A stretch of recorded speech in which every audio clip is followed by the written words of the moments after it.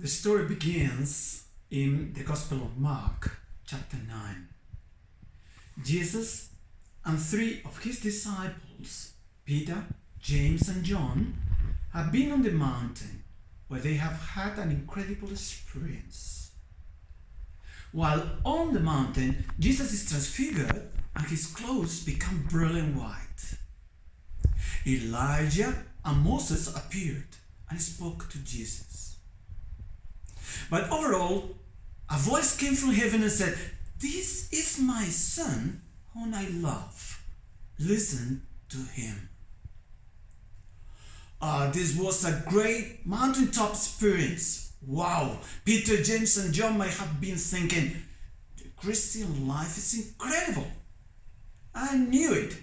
It was a great choice to be a Christian.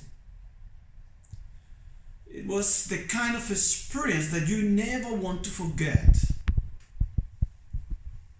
But shortly after, Jesus, John, James, and Peter come back down the mountain.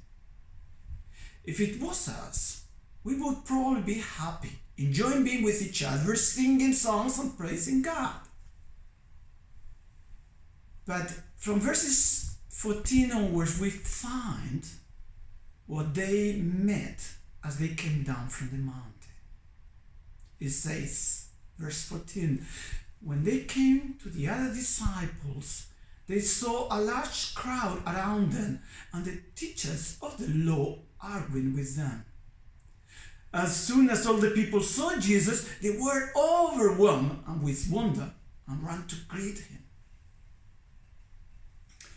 As Christians, we all have certain times when we feel extremely close to God and everything seems perfect. We might consider this as a kind of mountaintop experience, but we can't stay there. The majority of our lives are lived in the valley of everyday normal issues, and even sometimes living under extraordinary circumstances as we are facing these current days. Indeed, disappointment, frustration, and pain are just part of life in a fallen world. These difficult valley experiences that wait for us after those mountaintop experiences are just part of life. At other times, perhaps Satan is worried about our new level of surrender to the Lord, and he brings obstacles our way to derail or distract us. We were never intended to live permanently on the mountaintop in this life.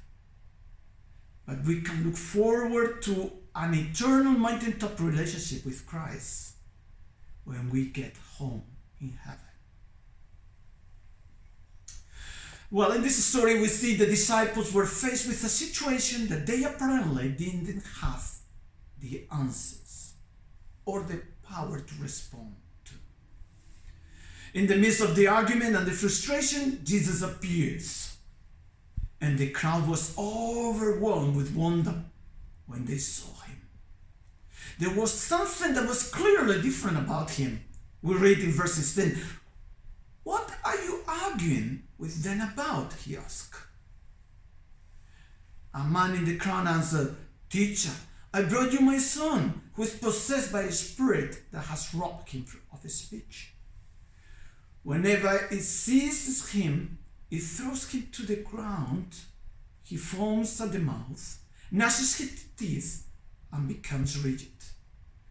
I asked your disciples to drive out the spirit, but they couldn't." As Christians, we need a balanced view of the spiritual forces that exist in this world. There is a spiritual battle taking place that we need not ignoring. At the same time, we must remember that we are gods, and Satan and his demons have no dominion over us. It is not a battle of equals. God is exponentially above all. In this context, some choose to ignore the fact that there are demons, an unseen spiritual struggle taking place. as it is mentioned in Ephesians chapter 6 and various other passages in the scripture. But by ignoring, we are left vulnerable to the attacks and strategies of the evil one. We must recognize the battle and know the resources that God has given us to stand strong in our faith. Conversely, others go to the other extreme. They say that everything bad is the work of Satan. But this is not true either when we look at the scripture. We live in a fallen world where difficult things do happen. Someone comes in contact with bacteria or a virus and gets infected. Someone loses control of their car on a wet road and has an accident. Someone forgets to pay a bill and has to pay a penalty. Evil and Satan do exist, and we do need to be well. But we need not fear it as if it has dominion over us. For God is our refuge and strength.